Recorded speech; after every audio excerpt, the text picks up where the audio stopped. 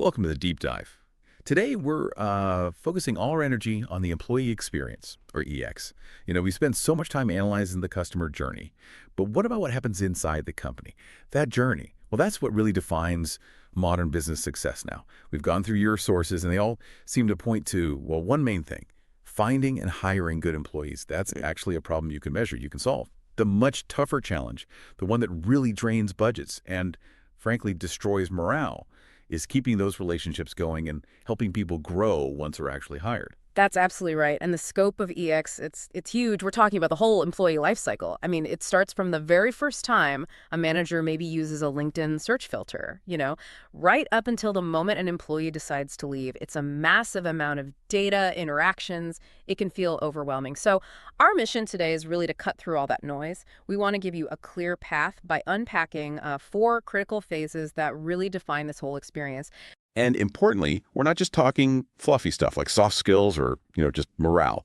We're aiming to give you actionable strategies, things tied to actual retention rates, productivity metrics. This is about making a solid business case for investing strategically in your own people. Let's dive in. Okay, so the sources keep saying EX isn't some secondary HR thing anymore.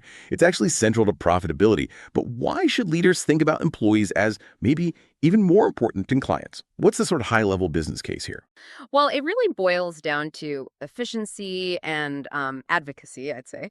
Your sources argue pretty strongly that employee success is company success. Why? Because happy, well-supported employees, they're just way more productive, exponentially so. They produce higher quality work, and importantly, they become sort of organic brand ambassadors for you. I mean, if you're constantly spending time and money replacing talent, you simply can't focus on innovation or growth. And the cost of not doing anything, that's what should really keep leaders up at night, a negative EX. It inevitably leads to high turnover. We're not talking about just a couple of bad hires here and there. We're talking turnover that seriously dents the bottom line. So boosting EX to lower that turnover, it's honestly one of the most effective ways a company can save money and stabilize its future. It usually far outweighs the cost of, say, development programs. And we really have to acknowledge the sheer time commitment involved, don't we? A full-time employee is spending roughly 2,000 hours a year working. That's 40 hours a week. It's a massive, non-negotiable part of their life. So the company's obligation, it has to be about ensuring the environment offers psychological safety and development, not just basic comfort. The baseline isn't just making sure people aren't miserable. It's about strategic engagement. Right. So before we jump into the 4 phases of the life cycle chronologically, let's maybe pin down the foundations, the things that need to be solid underneath everything else. These elements kind of underpin every single stage of the EX model. Okay. What are the big strategic pieces we need to get right first? Okay, yeah. We pulled out 4 foundational building blocks from the sources. First up is recruitment. This really sets the initial expectation. And companies aren't just relying on, standard LinkedIn job posts anymore. They're moving towards more authentic, values-based targeting. Okay, authentic targeting. Give us an example. How does that actually work in practice? Well, the sources mention some maybe unconventional methods, like checking social media demographics, specifically looking at how different groups interact with a company's Instagram or, say, TikTok content. Now, this isn't about profiling people. It's about understanding which platforms and communication styles actually resonate with the kind of talent pool you want to attract. That lets the company tailor its job messaging, move away from boring corporate jargon, and have more genuine conversations about culture fit. Okay, second foundation, the work environment. This needs active management to keep it positive, and the really critical tool here, anonymous employee surveys. But the insight isn't just finding the problems. It's about correlating those survey results with hard numbers, like department profitability or customer satisfaction scores. That really proves the link between how employees feel and how the company performs financially. Makes sense. The third one is benefits. Always important, right? But it sounds like the nature of benefits is changing. It's not just about sick days anymore. Exactly. It's much more about security now.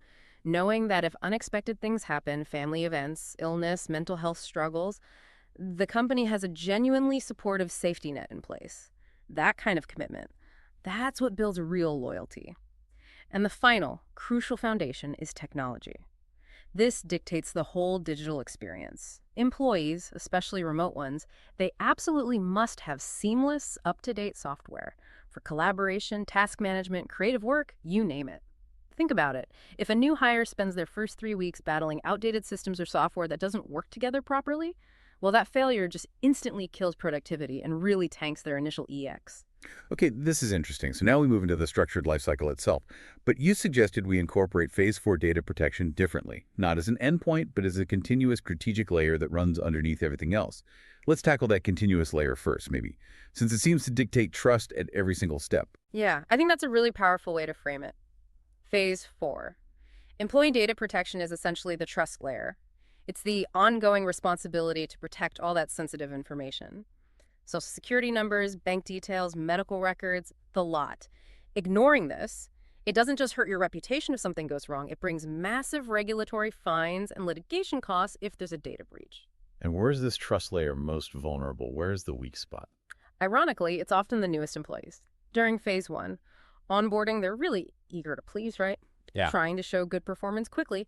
That makes them prime targets for things like phishing attacks. Hackers know this. So mandatory practical cybersecurity training needs to be right there in the first week, alongside implementing strong passwords that get changed regularly and maybe using tech like biometric readers or access cards to control who physically gets near sensitive data areas. But the focus has to be on the policy, like compartmentalized access based on need to know, using systems like NTFS to organize and restrict data, not just the fancy tech itself. That makes perfect sense. Building trust from day one, not trying to tack it on at the end. Which brings us neatly to the first chronological phase. Phase 1, onboarding and welcoming new hires. This initial period, usually the first 0 to 3 months. And this phase carries enormous risk. The statistics are pretty brutal, actually. The sources show that around 30% of employees leave their jobs during the onboarding process itself. Can you believe that? And Clear Company estimated that a staggering 66% of employees are actively looking for a new job within just 6 months. So if your onboarding is weak, all that investment you made in hiring, it's basically wasted almost immediately. Wow. Okay, so if the stakes are really that high, what's the key strategic action? We need to get beyond just, the welcome lunch. Radical transparency. That's key. You have to build trust straight away. And that means being upfront, not just about the good stuff like benefits and time off, but also about potential known company flaws. Maybe a software migration is proving difficult, or perhaps one department is going through some heavy restructuring. Be honest. Companies like Kickstarter apparently faced real backlash when they weren't transparent about internal issues. It just erodes trust. And another big thing, focus on pre-start engagement. Don't wait until day one. Reach out maybe 2 or 3 weeks before they start. Provide the tech and tools they'll need. Give them a detailed itinerary for the first week. It helps eliminate that day one anxiety. And instead of just a generic orientation pack, the sources suggest maybe is a small, personalized welcome video from their immediate team. That really helps build connection early on. Yeah, that one-on-one time on day one feels critical too. It shouldn't just be about filling out forms. It's a chance to share the company's mission, its history, in a more personal way. Solidify that sense of belonging before they get thrown into team building stuff. It stops new hires feeling like just another nameless face in a big group. Exactly. And remember, technology should streamline this whole process too. Use proper document signing software for contracts, tax forms, all that stuff. Remove friction wherever you can so the new hire can actually focus on connecting with people, not wrestling with paperwork. Okay, so once they've cleared that initial hurdle, we move into what you call the longest and most crucial stage. Phase 2, development and retention. This is the core part of the journey, often kicking in after maybe the first year or two, where the focus shifts from just fitting in to actual growth and advancement. And this is where we're trying to keep hold of experienced talent, people who are probably highly sought after elsewhere. Right. And the single most vital factor here, according to the sources, is individualized goals. We often have this default path of promoting everyone into management, don't we? But the research emphasizes many high-value employees want to stay as specialists or technical experts. So development plans have to accommodate those unique dreams and goals. Creating an individual development plan, an IDP, it shouldn't just be a tick box exercise anymore. It needs to be a living, breathing document. It should outline the specific skills needed for that employee's unique path, both short-term and long-term. But hang on, developing truly individual plans for potentially hundreds, maybe thousands of employees, that sounds like a massive administrative headache. How do companies actually manage that at scale without completely overloading HR? That's exactly where technology and data tracking become absolutely essential. You need systems to track which development strategies are working and for whom. Plus, this phase requires serious investment in continuous learning. Even your senior people need dedicated time to learn new things. Mastering new software, whether it's advanced Google tools or niche industry software like, say, a website ranking checker, you have to provide that time and resource. If you stop investing in their learning, they can quickly feel like they're becoming stagnant, technologically speaking, and that's when they start looking around. And we can't forget the managers in all this. The sources really hammer home that bad managers are the #1 reason people leave during this phase. So the organization has to invest properly in management training. Leaders need skills beyond just delegating tasks. They need to be good coaches, know how to promote engagement, and actually execute those individualized development plans effectively. They're the daily face of the EX, aren't they? Absolutely. And when we talk about culture, this is where recognition and appreciation becomes so important. Employees are your biggest asset. Recognizing their contributions boosts morale and validates their decision to stay long term. And this isn't just about the annual bonus, it's about consistent feedback, sharing team wins on company social media, or even simple things like openly acknowledging someone's hard work during a team meeting, or maybe the manager grabbing coffee for the team after a tough week. Small gestures matter. That focus on continuous improvement and feedback loops leads us naturally to phase 3, separation. This is, well, the necessary end to the employment journey for some. Sure. It usually happens in the 0 to 3 months before someone actually leaves. We need to handle this with dignity, but also make it informative. Right. The mechanics usually start with a notice and handover. 2 weeks is standard, but getting earlier notice is obviously better for the company. It gives HR and the manager time to coordinate things like freezing finances, handling all the paperwork, and crucially, creating a proper transition plan to minimize disruption to workflow. The key people involved here are usually the direct manager, someone from HR, and sometimes a specialized separation team that deals with the final benefits and financial stuff. But the real value in this phase isn't just ticking boxes on the paperwork, is it? It's about the data you can gather. Why is spending quality time on someone who's already decided to leave? Why is that so critical? Because every single departure is basically a free consulting session. Think about it. It costs companies a lot of money to hire and replace someone.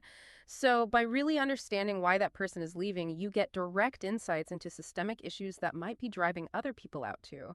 Was it unhappiness with the sick days policy? Was the maternity leave not supportive enough? Was it poor treatment from a particular manager? You need to know, and you really need two main methods to get robust feedback here. First, the written exit survey. That captures quantifiable data points, why they started looking, the main reason for leaving, suggestions for improvement. But second, and just as important, is the exit interview. This really should be done in person, ideally by an HR manager, not the employee's direct boss. That encourages more honest feedback, and honestly, every single person leaving, no matter their role or rank, deserves that interview. It's vital data the company needs to capture. Okay, so we've covered the whole life cycle: onboarding, development, separation, all with that continuous safety layer of data protection running underneath. Before we wrap up, let's quickly touch on the broader organizational health factors, the things that really enable all 4 phases to actually work well. What are those essential culture components that kind of keep the whole engine running smoothly? We've touched on some already, but the absolute foundation is genuine care for wellness. Recognizing employees are human beings, not just cogs in a machine, that has to be core to the culture. Companies that truly prioritize proper rest, adequate time off, and accessible mental health support. They build a level of resilience and loyalty that standard benefit packages just can't match. And using technology in a way that actually helps the experience rather than hindering it. Absolutely. Use the right tools.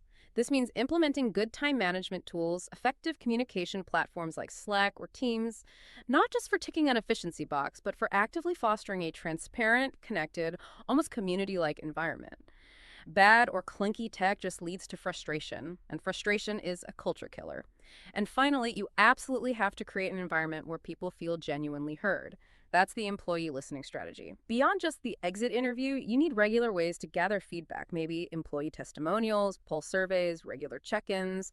You need mechanisms to find out where the company is falling short, because the employees are the ones experiencing it day to day. And leadership must actively show that their input is valued, that it's acted upon, and crucially, that the feedback loop gets closed.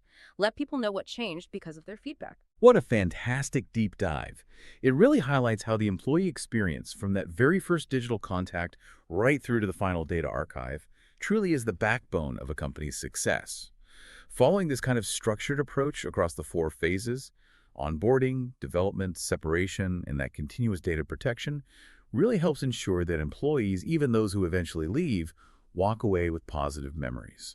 And that, in turn, contributes to a better employer brand, and makes future recruitment easier. Yeah, and if we connect this back to the bigger picture for you, the listener, the employee experience isn't just dictated by the day-to-day work anymore. It's fundamentally shaped by safety and security at every single touch point.